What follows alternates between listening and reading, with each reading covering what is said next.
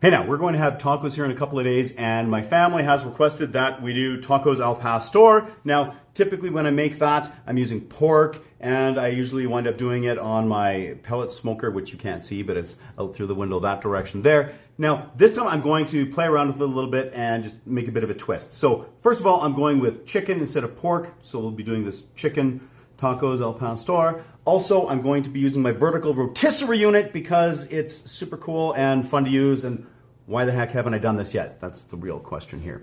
Now, this recipe could be modified for either a different meat or even a different cooking method. I'll probably talk about that when those options come up here, but for now, come along for the ride.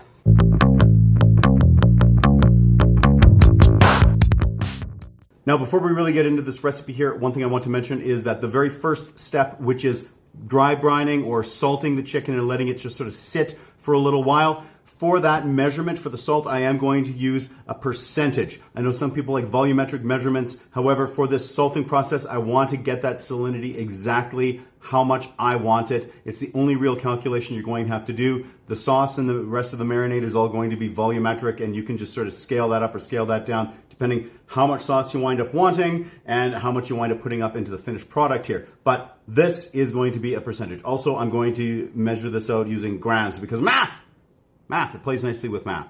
Now, if you do prefer imperial measurements, just do the quick little calculation, get your weight in pounds and just divide that by 2.2 and then freaking weigh out the salt in grams, people. Okay, it's precision. Now, since I want a large quantity of this chicken here, I'm using a big old club pack of it. This is 1.942 kilograms or right around 4¼ pounds. Now, the nice thing about this, because I did go with just boneless, skinless thighs here, the work is all done for me. I'm not trying to get these any thinner, try to butterfly them. Dear Lord, that would be super painful to have to do. So I'm just going to be leaving them like this. Now I'm going to be salting them here. I've got kosher salt, and I'm going with 1.3% kosher salt. If you're really concerned about the salt and you want to have that a little bit lower, I'd say you could get away with probably 1.1%, or if you like it a little bit on the saltier side, you could go with 1.5. However, I like this as a nice balance here, and honestly, it's easy to add salt via condiments or even just salting your food at serving, but it's really hard to take away salt, so I'm going to sort of err on the side of caution here. For this, I've just got the salt in here. I'm giving it a nice little sensual massage. And then we're going to get this into the refrigerator. I'm going to get some plastic wrap just right down flat over top of this just to seal it all up. And we'll get it into the fridge, keep it nice and cold, and let that salt work its magic. Now, what this process is going to be doing is not so much about seasoning the chicken and getting the salt in there. Of course, that is happening. But it's about helping these proteins and everything break down just a wee bit. What we're going to do is wind up with a more tender chicken product. The other thing I'm noticing here is I've got a little bit of bone on a couple of these, so I'll just trim that up. Get this wrapped up in plastic and into the fridge. Now the sides are just taking their nice little salt bath. I should also mention that you could also go with breasts if you wanted. If that was the case, I would go ahead and like butterfly them or slice them more thinly or something like that. I'm going with thighs because I like them and they tend to be a little bit juicier, and I really want this to be a nice, juicy, delicious taco meal. So there we go. Next, let's make the marinade. Now the star of the show here would be our dried peppers, and we've got some nice guajillo peppers as well as ancho. Now with these peppers, I am going to just break off the stems and try to get out as many of these seeds as possible. This honestly always hurts my heart. I freaking love heat and I would love to have this as spicy as possible, but I am bearing in mind that I've got some other people here who don't like the heat but like the flavor, so let's just play nicely with people. Plus, there's always hot sauce. And just like that, we've gotten rid of the stems and just about all of the seeds. I had to rip some of these up here quite a bit, but that's not a problem. They don't really have to be pretty because they're all going to get completely blitzed up in the blender anyway. Now, before anything else, I'm just going to pop these peppers into a hot pan here. Just kind of give them a little bit of a warm up and a light toasting. After a couple of minutes here, they're throwing off just a little bit of smoke and whatnot. I'm also going to take 10 peeled garlic cloves. We're going to add this to here as well, kind of flipping them around, getting a little bit of caramelization going on. Now it's time to get ingredients in the food processor here. If you have like a wicked immersion blender, you could also use that. I'm going to be using my little Ninja here because I think it's going to do a pretty great job. I'm going to start off here with 2 cups of chicken broth. I let these pepper and garlic cloves slightly cool down. I'm going to get them in here. Also, they're going in on top of that broth, so they're not going to be too hot. 2 tablespoons of a nice olive oil. And for some more flavor, I have a tablespoon of some Mexico oregano, also a tablespoon of some ground cumin, and 3 tablespoons of just a golden brown sugar. Got a little brick here of some achiote paste. Now this package here was 3.5 ounces. That's by weight. I'm going to tell myself that roughly half of that is the 3 tablespoons I was looking for. And I've got some chipotle sauce. Now this here is a 7-ounce can. I would absolutely love to put this entire can in there. If it was for me, that's exactly what I would do. In fact, I'd probably double that up. But bearing in mind the people I'm sharing this meal with, I'm going to add half of this can. For the record, it's also completely acceptable just to shoot the rest of the can if you want. It is freaking super tasty. And then also a half cup of some pineapple juice. And now we're going to blast this up here. Also, if you have just a really nice blender, you could use that too. Oh, and we got it all nicely mixed up right there. Now you may be asking yourself, why didn't you take those spices and just sort of lightly toast them up as well, and then the olive oil and the achiote paste and chipotle sauce and all that in a saucepan first. Now, you could certainly do that. I'm just trying something a little bit different here. Instead of doing that in advance and then adding definitely a warm sauce to this blender, which, as I see with my hot sauce processes, sometimes can get a little bit dicey. I'm actually going to take it now and add it to this large sauce pot. I'm going to get it onto the stove. We're going to get it on just a little simmer, just so those flavors can come together. Hopefully also open up just a little bit. If I wind up regretting that move here, I'll certainly let you know. Just like that. Nice little simmer. For the record, I also decided to throw in an extra half cup of that pineapple juice just because I was letting this go here for a little bit. But I think I am at the texture that I want. We've definitely built a little bit of this flavor here. This is awesome. Okay, let's let it cool down.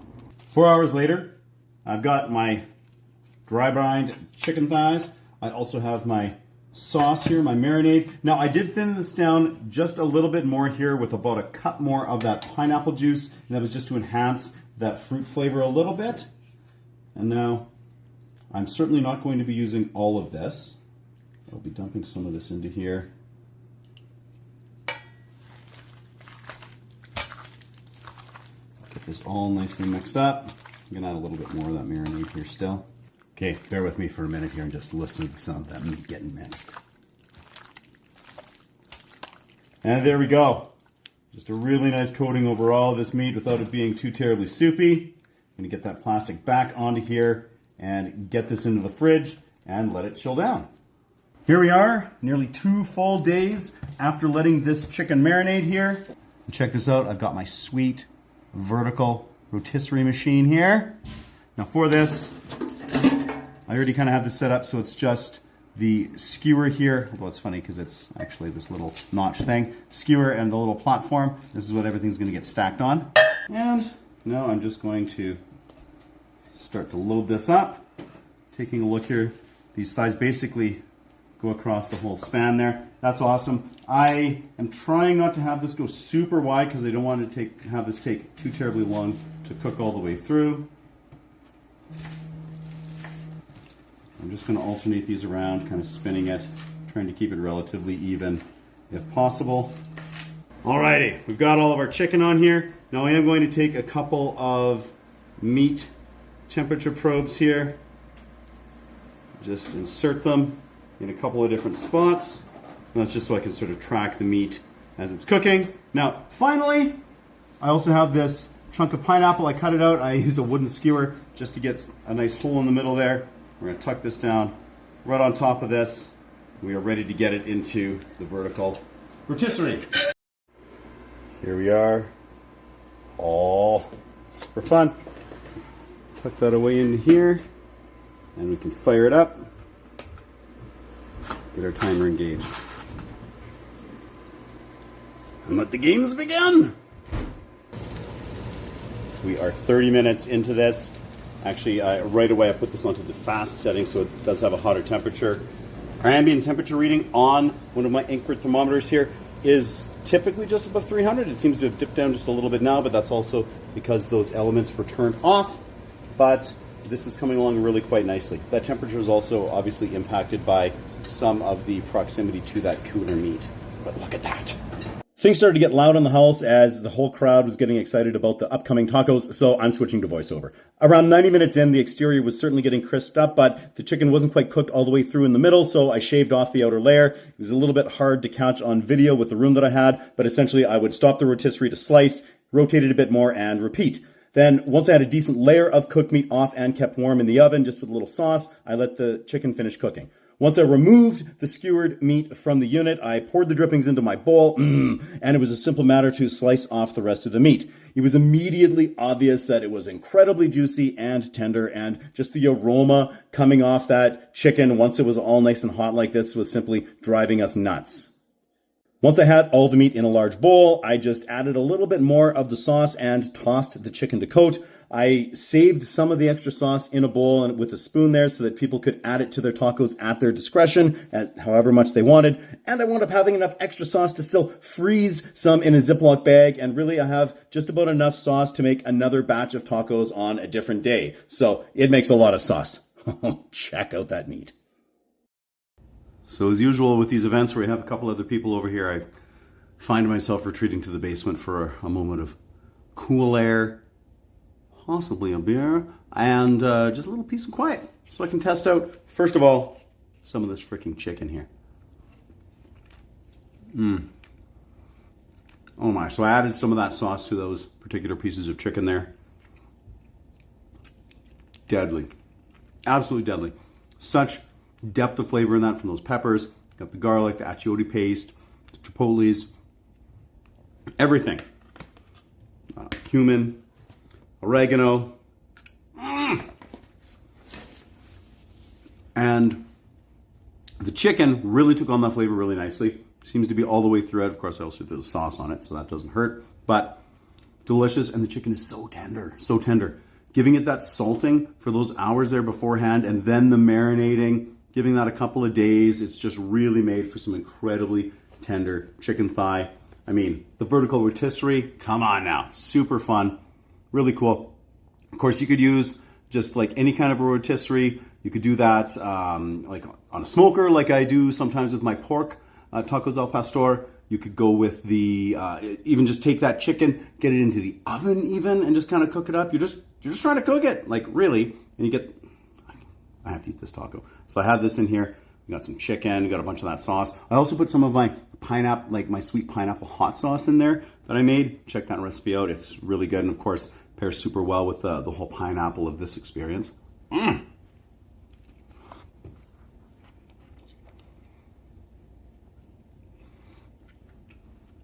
If I hadn't been so lazy, I also would have made some of my own tortillas, but I got busy with other things. That is stellar. Again, I cannot say enough about the tenderness of this chicken, the richness of the flavor of that sauce. This is delightful. You have to give this a whirl. I promise you, you will not be disappointed. And I mean, I need to go upstairs. I got to reload, get some more tacos here before they're all gone. So till next time, keep her at 11.